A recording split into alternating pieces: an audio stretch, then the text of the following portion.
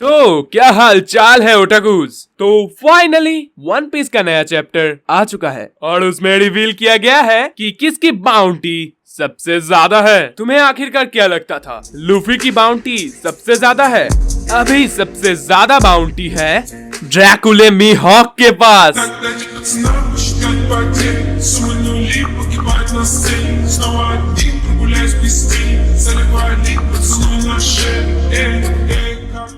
Chapter की शुरुआत में हम लोग दी 1000 सनी को देखते हैं और हम ये भी देखते हैं कि लूफी एक पिंजरे में बंद है। आखिर किसने किया उसके साथ ऐसा? हम देखते हैं कि नामी ने ही लूफी को इस पिंजरे में बंद किया है बिकॉज लूफी ने लगभग सारे क्रूमेट्स को मरवा दिया था। तभी जिनबे लूफी को डिफेंड करने के लिए हंसते हंसते बोलता है किसी को भी चोट नहीं पहुंची है, उसके साथ ज्यादा सख्ती से मत पेश आओ। लेकिन ऐसे हालात में बेहतर यही है कि वक्त रहते इंसान सतर्क होकर अपने जज्बात को काबू में रखकर अपने कदम पीछे हटा ले। एक बार नामी को देखो, कौन ही उसे समझाना चाहेगा। इसके बाद हम देखते हैं रॉबिन को जो कि बोलती है ग्रैंड फ्लीट के 5600 लोगों का leader emperor straw hat Luffy की बाउंटी अपडेट हो चुकी है और उसके ही साथ उसके 9 कमांडर्स का भी बाउंटी अपडेट किया जा चुका है। हम देखते हैं कि चॉपर की बाउंटी 100 से बढ़कर 1000 हो चुकी होती है। नामी की बाउंटी बढ़कर हो चुकी होती है 366 मिलियन।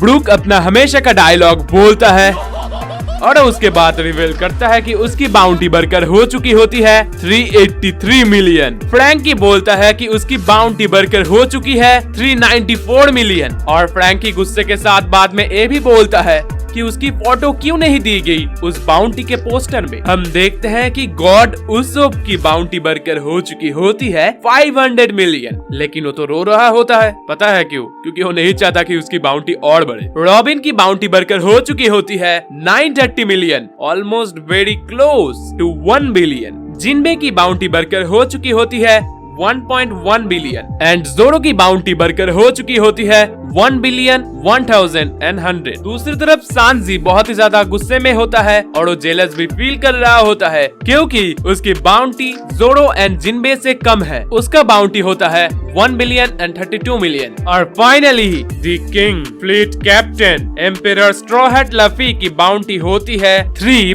बिलियन। सीन शिफ्ट होता है और हम लोग पहुंच जाते हैं बगी के आइलैंड में और आते ही हमें दिखाया जाता है बगी की नाजुक हालत। बगी की ये हालत करी होती है क्रोकोडाइल और मीहॉक ने। मार खाते हुए बगी बोल रहा होता है कि उसे जिंदा रहने दो। ओ इवन उन दोनों के जूतों को चाटने के लिए भी रेडी है। आफ्टर दिस हमें पता चलता है कि cross guild was Crocodile's idea. Crocodile Buggy को मारते हुए बोलता है cross guild was supposed to be under me and Hawkeye. तो मुझे ये बताओ Buggy, why are you considered the boss? Buggy बोलता है कि वो माफी मांगने के सिवा और कुछ नहीं कर सकता और वो ये भी बोलता है कि ये चीज कोई भी बड़ी बात नहीं है। हम देखते हैं कि नंबर 3 और बगी के बाकी क्रूमेट्स क्रोकोडाइल को फॉलो करने की सोचते हैं क्योंकि उन्हें लग रहा था कि बगी बेटा अब मरने वाला है। इसके बाद हमें एक फ्लैशबैक दिखाया जाता है जहाँ पर रिवील होता है कि बगी ने क्रोकोडाइल से बहुत सा पैसा उधार लिया था एंड एज बगी इज ब्रोक उसने वो पैसा वापस पे नहीं किया। इसलिए क्रोकोडाइल बगी के पास आता है और वो बगी को उधार चुकाने के लिए बोलता है। क्रोकोडाइल बोलता है कि उसे पता है कि बगी डिलीवरी की हालत बहुत ही ज्यादा खराब है, लेकिन उसे भी पैसों की बहुत ही ज्यादा जरूरत है क्योंकि उसे अपनी नई कंपनी खोलनी है। और वो इवन ये भी बोलता है कि अगर बागी उसका पैसा नहीं लौटाएगा तो वो बगी को एज ए स्लेव बेच देगा। तभी बागी क्रोकोडाइल को याद दिलाता है कि वो दोनों ओल्ड प्रिजन बडीज है। रिप्लाई में क्रोकोडाइल बताता है कि अगर बागी पैसा नहीं चुका पाता तो उसे पैसा ना चुकाने की पूरी रिस्पॉन्सिबिलिटी लेनी होगी क्योंकि क्रोकोडाइल को सख्त पैसों की जरूरत है एज वो अपनी नई कंपनी खोल रहा है। इनफैक्ट मीहॉक को भी क्रोकोडाइल ने ही कन्विंस किया होता है क्रॉस गिल्ड को ज्वाइन करने के लिए क्योंकि मीहॉक पहले मैरिन हंटर के नाम से जाना जाता था। इसके बाद हम देखते हैं कि बगी क्रोकोडाइल को एक ऑफर देता है। बगी क्रोकोडाइल को बोलता है कि वो बगी को अपने कंपनी में ज्वाइन करने दे। वो 2 गुना ज्यादा मेहनत करेगा उसका डेप पे करने के लिए और उसके पास ऐसे बहुत सारे लोग लोग हैं जो क्रोकोडाइल के नए कंपनी में मदद कर सकते हैं, जैसे कि एडवर्टाइजिंग एक्सपर्ट, प्रिंटर्स, कुरियर्स, ये सारे के सारे फ्री में काम करेंगे। क्रोकोडाइल एक सरकास्टिक वे में बोलता है, अच्छा इसके बाद तुम ऐसे पोस्टर छापोगे जिसे देखकर लगे कि तुम असल में प्रेसिडेंट हो, मैं नहीं, है ना मिस्टर प्रेसिडेंट। बगी उस पोस्टर को देखते हुए क्रोकोडाइल को बोलता है कि ये पोस्टर उसने नहीं बल्कि उसके एम्प्लॉयज ने बनाया है। उसने सिर्फ अपने एम्प्लॉयज को पोस्टर बनाने के लिए बोला था और उन्होंने ये पोस्टर बनाकर सारे दुनिया में फैला दिया। असल में उसके एम्प्लॉयज उसे बहुत ही ज्यादा पसंद करते हैं, तो इस गलती में उसका क्या कसूर। इसके बाद हम देखते हैं कि क्रोकोडाइल बगी के डील को मान लेता है।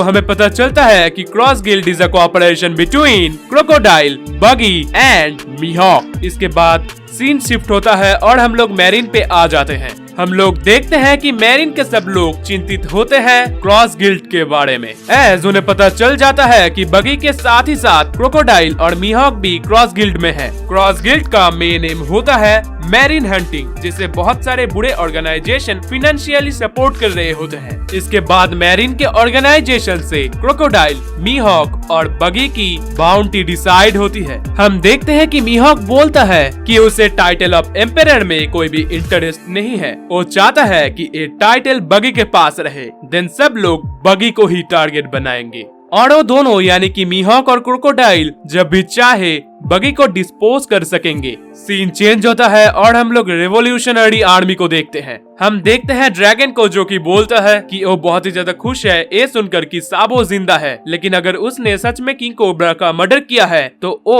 उसे कभी माफ नहीं कर पाएगा। इसके बाद ड्रैगन कुमा से कुछ पूछताछ करने लगता है और तभी अचानक से वो कॉल करने वाला स्नेल बजने लगता है। कॉल पिक करने पर आवाज आती है, इट्स मी साबो।